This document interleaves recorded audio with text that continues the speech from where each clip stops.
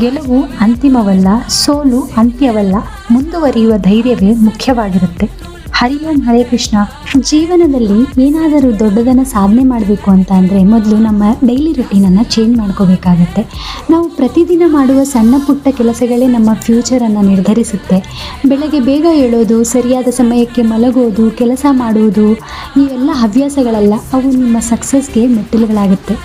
ನನಗಂತೂ ಒಂದು ಅರ್ಥ ಆಯಿತು, ಎಷ್ಟೇ ಟ್ಯಾಲೆಂಟ್ ಇದ್ರೂ ಹತ್ತಿರ ಕನ್ಸಿಸ್ಟೆನ್ಸಿ ಇರಲಿಲ್ಲ ಅಂತ ಅಂದರೆ ಆ ಗುರಿ ಕೇವಲ ಒಂದು ಡ್ರೀಮ್ ಆಗಿರುತ್ತೆ. ಒಂದ್ಸರಿ ಯೋಚನೆ ಮಾಡಿ ಸೋಮಾರಿತನವನ್ನು ಬಿಟ್ಟು ಹಿಂದೆ ಒಂದು ಹೊಸ ಹೆಲ್ದಿ ಹ್ಯಾಬಿಟನ್ನು ರೂಢಿ ಮಾಡಿಕೊಳ್ಳಿ.